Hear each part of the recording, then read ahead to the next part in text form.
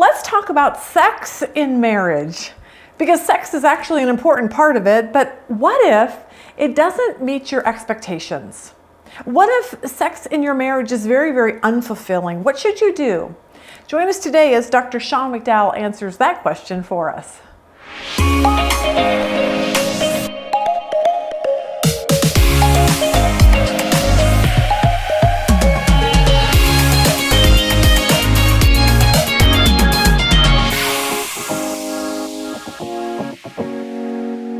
Today, let's answer a question about sex, because there's a lot of people who get married and there's a lot of expectations because of it.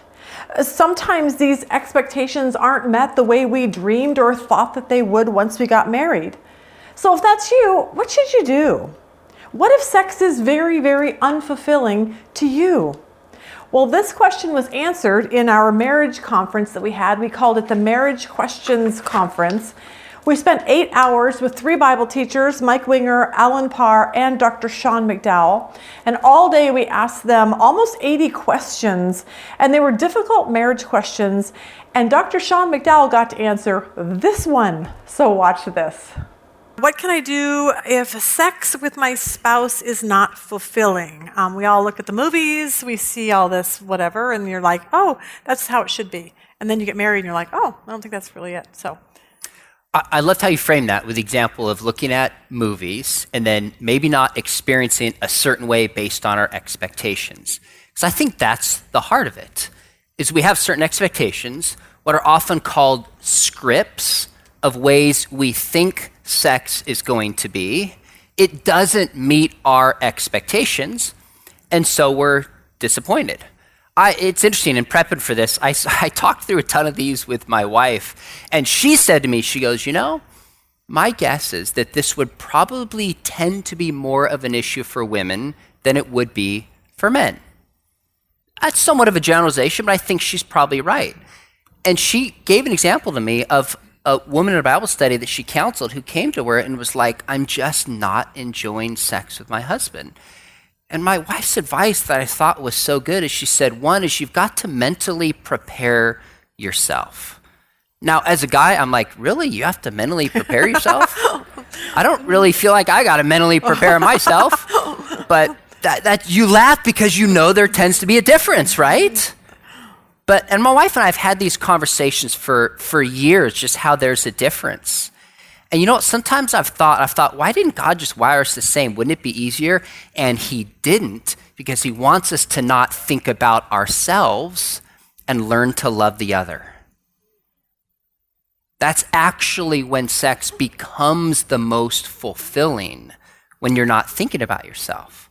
So God wired men and women differently to figure out how to please and care for the other. There's something beautiful in that part of God's design. So her advice to a friend was, think through your expectations and try to have fitting expectations. And then second, communicate those to your spouse. You've got to talk about this because we all bring expectations without even realizing it. That's what makes this so difficult, is we have expectations that have been shaped by the culture, maybe shaped by our biological sex, maybe shaped by something we're not even aware of it. We bring it to the table and we're disappointed because someone's not meeting our expectations, yet we've never taken the time to communicate those expectations or start by asking our spouse, what are your expectations?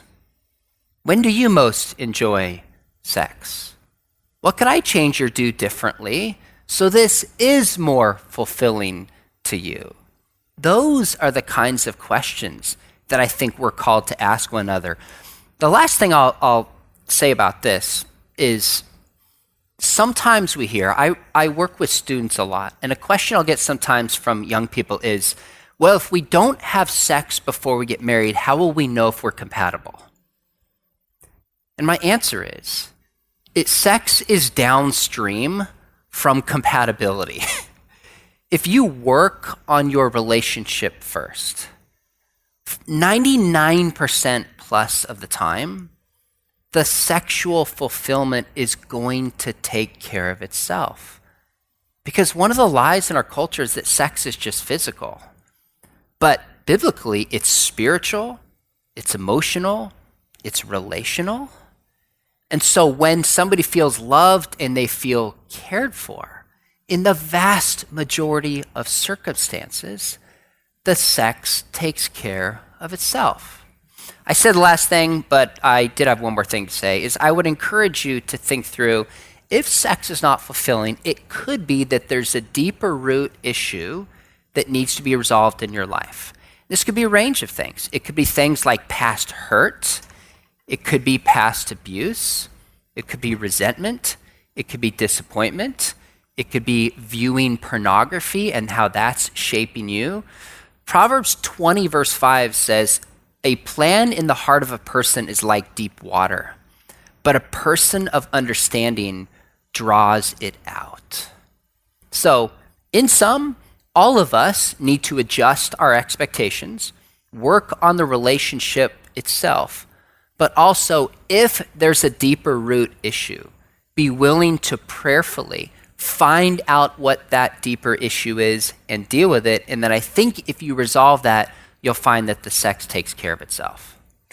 Is that something they should go find a marriage counselor? Like, are you for marriage counseling if there's problems like this in their one of two things? Just a wise person in your life who can give you perspective, typically somebody older, or yes, I'm in favor of marriage counseling. Now, when you say marriage counseling, that could mean a lot of things to different people, but go to church. If they have counselors who have some training in marriage counseling, absolutely, that would be the next step if you feel like you can't get there yourself.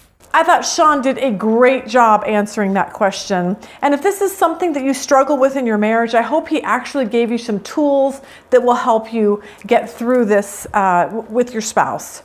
If you would like to watch the rest of this session, I will put the link below. Sean answers lots and lots of different questions during this conference.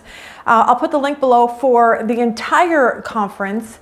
And if you want to know more about our ministry, you can go to womensbiblestudy.com. So have a great day.